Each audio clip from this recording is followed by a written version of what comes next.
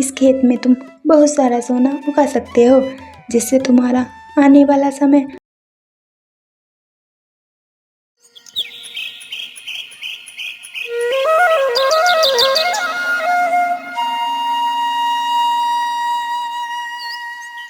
एक गांव में हीरा नाम का एक किसान रहता था।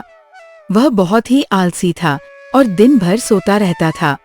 हीरा की इस आदत से उसकी बीवी काफी परेशान थी।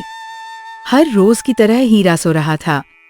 उसकी पत्नी आती है और कहती है, लो, गांव के सभी लोग अपने अपने खेतों पर काम करने के लिए निकल गए हैं, लेकिन ये अभी भी सो रहे हैं।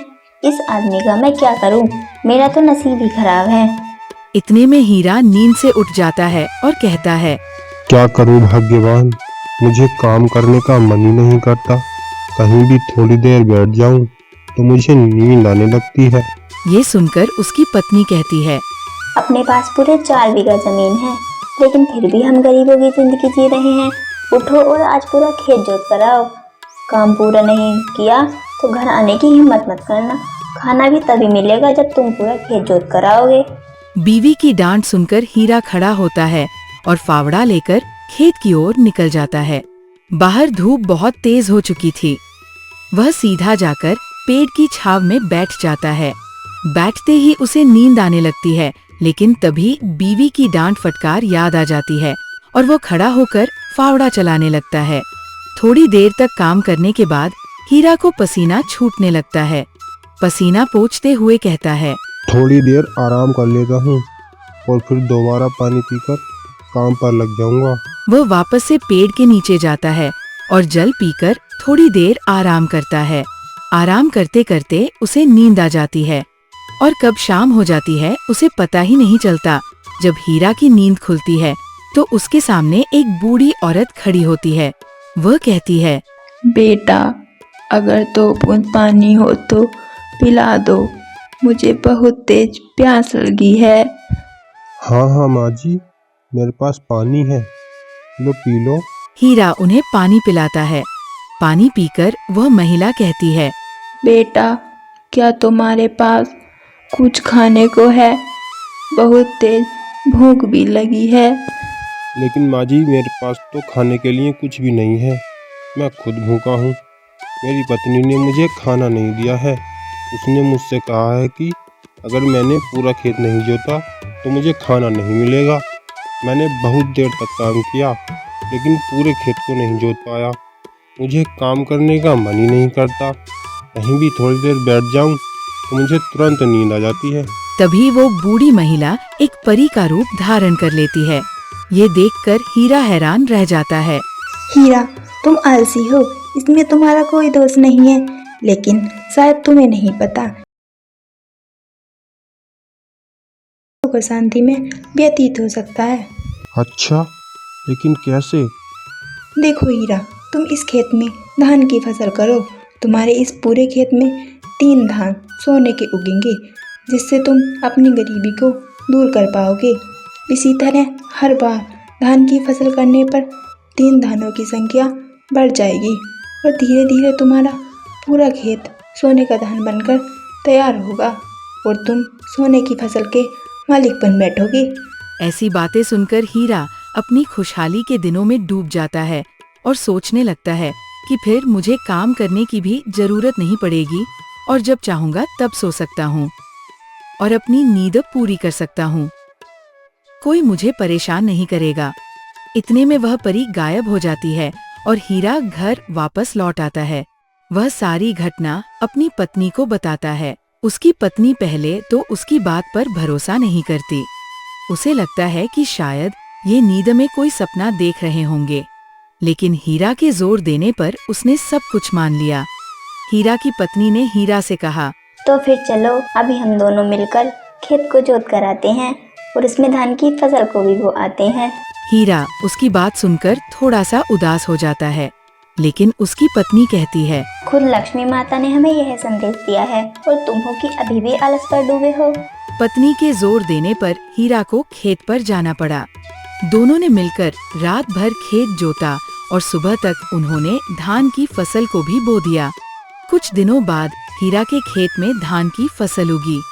फसल के कारण खेत का रंग सोने की तरह लग रहा था। उसे देखकर हीरा की पत्नी ने कहा, सुनो जी, तुम्हें ऐसा नहीं लगता कि इसमें कोई एक धान नहीं बल्कि पूरे के पूरे धान सोने के हैं? देखो तो खेत कितना प्यारा लग रहा है। हाँ हाँ भाग्यवान, लेकिन परी ने तो हमें बताया था कि इस पूरी फसल में केवल 3 धान सोने के होंगे, बाकी धान तो सिर्फ साधारण रहेंगे। सुनो भाग्यवान, आप चलो मिलकर उन 3 धानों को ढूंढते हैं। पागल हो क्या? अगर हम इस तरह से खेत में उन सोने के धानों को ढूंढेंगे तो हर कोई हमें शक की नज़रों से देखेगा और फिर हमें अपने सोने के धान पाने में मुश्किल भी हो सकती है। एक काम करते हैं, हम इस पूरे धान की फसल को काट लेते हैं और धान निकाल लेते हैं। उसके बाद हम उन धानों में उन सोने के धानों को भी ढूंढ लेंगे। अरे नहीं, इतनी फसल मैं अकेले नहीं काट पाऊंगा, मुझसे इतना काम नहीं हो पाएगा। एक काम करता हूँ, गांव से 2-3 आदमियों को काम पर लगा लेता हूँ, इससे जल्दी भी होगा और काम आराम से हो जाएगा। हीरा की पत्नी गुस्सा होते हुए बोली, अगर हम दूसरों से धान कटवाएंगे तो क्या पता वह सोने के धान वही लोग चुरा लें। नहीं नहीं, हम ऐसा नहीं कर सकते। हम दोनों मिलकर ही इस पूरे धान की फसल को काटेंगे। फिर हीरा और उसकी पत्नी दोनों फसल काटना शुरू करते हैं। तभी गांव के कुछ लोग उन दोनों को अकेला फसल काटते हुए देखते हैं तो कहते हैं, अरे हीरा भाई, अकेले अकेले क्यों लगे हो? फसल तो काफी है, इसके लिए 2 आदमी और कर लेते। नहीं नहीं चाचा, मैं और मेरी पत्नी दोनों मिलकर आज ही पूरी फसल को काट देंगे। वैसे भी साथ काम करने को कोई मिल ही नहीं रहा। ये सुनकर हीरा की पत्नी बोली, नहीं चाचा जी, हम दोनों ही इस काम को कर लेंगे, आप परेशान मत होइए। यह सुनकर वे ठीक है कहते हुए चले जाते हैं। हीरा और उसकी पत्नी दोनों धान की पूरी फसल काटते हैं और घर ले जाते हैं। वे दोनों मिलकर धान और भूसे को अलग करते हैं और फिर उसमें सोना ढूंढते हैं। सोना नहीं मिलने पर हीरा उन सभी धानों को जमींदार के पास लेकर जाता है। जमींदार हीरा की फसल देखकर काफी खुश होता है क्योंकि उसका पूरा धान सोने की तरह चमक रहा था। इस पर जमींदार खुश होकर उस धान के बदले हीरा को बहुत सारे पैसे देता है, जिसकी हीरा ने कभी कल्पना ही नहीं की थी। इसके अलावा जमींदार अगली बार के फसल के पैसे हीरा को पहले से ही दे देता है ताकि अगली फसल भी वो खरीद सके। अब हीरा के पास काफी पैसे थे। वह उन पैसों को लेकर घर वापस आता है और अपनी पत्नी को देता है। सुनो भाग्यवान, सोना नहीं मिला तो क्या हुआ? देख रही हो ना, इतना पैसा पहले कभी नहीं था हमारे पास। हाँ हाँ, सही कहा आपने। मुझे तो यकीन ही नहीं हो रहा है इतने सारे पैसे एक साथ देखकर। सुनो, जिस देवी ने आपको दर्शन दिए हैं उन्होंने हमें सोना देने को कहा था, लेकिन उस सोने से हम इतना भी पैसा नहीं कमा सकते थे जितना कि हमने अपनी फसल को बेचकर कमाया है। अगर हम हर साल इसी तरह से फसल करेंगे तो हमारे पास काफ़ी पैसा होगा जिससे हम अपनी आने वाली ज़िंदगी को अच्छे से व्यतीत कर पाएंगे। हम देवी की बात को समझ ही नहीं पाए। उनका असली मतलब तो यही था कि तुम्हारी फसल किसी सोने से कम नहीं है। अब हीरा और हीरा की पत्नी मन लगाकर अपनी फसल को सही से बोते, सींचते और उसे बड़ा कर फसल पकने पर उसे जमींदार को बेच आते। धीरे धीरे हीरा के पास काफी सारा पैसा आ गया और अब हीरा और उसकी पत्नी दोनों सुखी सुखी जीवन व्यतीत करने लगे।